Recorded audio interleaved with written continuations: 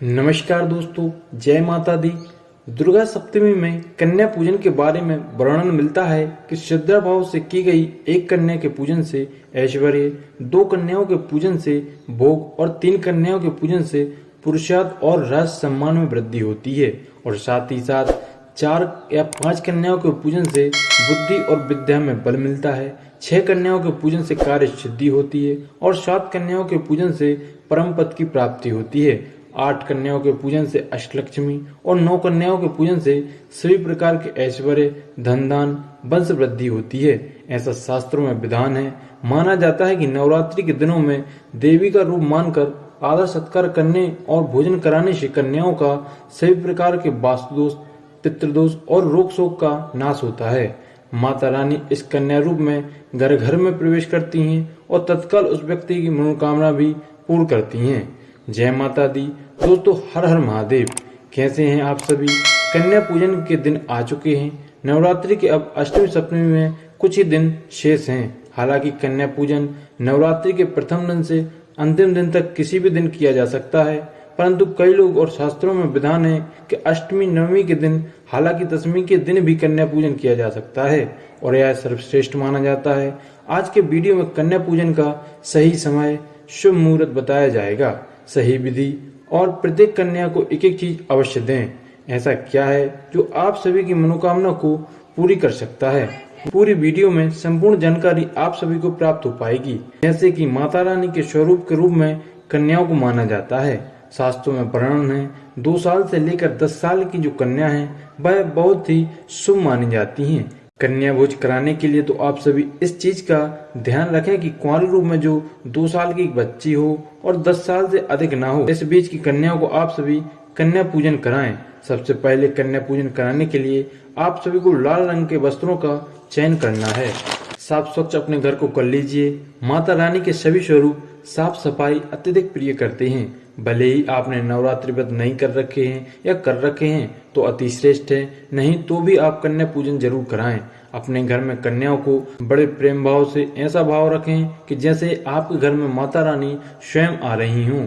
इन कन्याओं के माध्यम से माता रानी के सभी स्वरूप घर में प्रवेश कर रहे हैं। ऐसा भाव करते हुए कन्याओं को सबसे पहले आमंत्रित करें उनके घर जाकर। उसके बाद प्रबंध करें आवश्यक रूप से जहां पर भी कन्याओं को बैठाएं वहां पर आप सभी को कोई भी एक साफ सुथरी चीज का चयन करना है। सीधे जमीन के ऊपर कन्याओं को ना बैठाएं, वहां पर भी आप पूजन करें जैसा भी आपने देखा है। जब भी हम पूजन करते हैं तो आसन इस्तेमाल करते हैं, उसी तरीके से जब भी आप कन्याओं का पूजन करें तो चादर या आसन का इस्तेमाल करें। फिर उसके ऊपर कन्याओं को बड़े प्रेम भाव से आदर पूर्वक आप सभी को उन कन्याओं को उसके ऊपर बिठाना है। कन्या भोज में गुड़, चना, हलवा, पूड़ी अवश्य बना लें। अगर अन्य चीज नहीं बना सकते तो यह 3 चीज अवश्य बना लेनी चाहिए। प्रेम भाव से उन्हें बैठाना चाहिए। उनके सबसे पहले पैर धुलवाएं। कई लोग क्या करते हैं, पैर इत्यादि नहीं धुलवाते, सीधे जल के छींटे इत्यादि डाल देते हैं। आप प्रेम पूर्वक उनके पैर धुलवाएं, चरण स्पर्श करें। फिर कन्याओं के चरणों का जो पानी है उसको अपने ऊपर छिड़कें, अपने नेत्रों पर इसे लगाएं और इसको अपने पूरे घर में अवश्य छिड़कें। फिर उन कन्याओं को माहौर अवश्य लगा दें और आप माता रानी का श्रृंगार करेंगे तो आपके भाग्य में वृद्धि हो जाएगी। उसके बाद आपको तिलक निकालना है, हाथ में रक्षा सूत्र बांधना है और माता रानी की बिंदी लगानी है।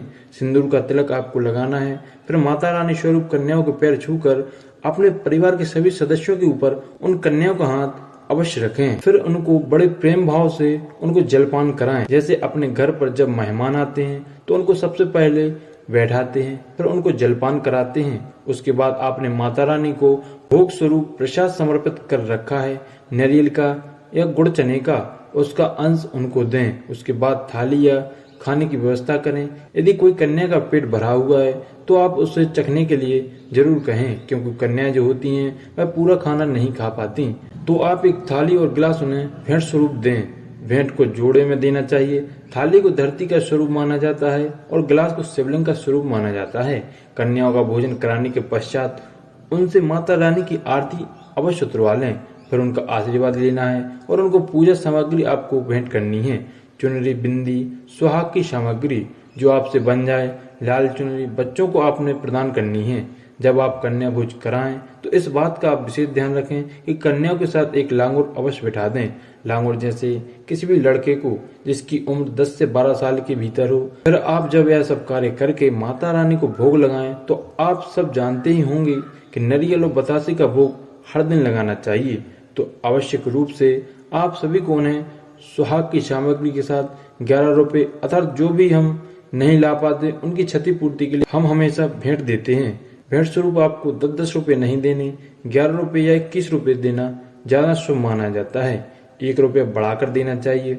उस रुपए के ऊपर 1 टुकड़ा नारियल का और 2 बतासे देना चाहिए। यह प्रक्रिया पूजन की सर्वश्रेष्ठ विधि मानी जाती है और यह संपूर्ण विधि मानी जाती है। तो आप इस बात का आप सभी को विशेष ध्यान रखना है। इस तरह से कन्या पूजन कराएं। तो इस तरह से ये जानकारी आपको कैसी लगी? अब बात कर लेते हैं शुभ मुहूर्त के बारे में। कन्या पूजन कब कराना चाहिए?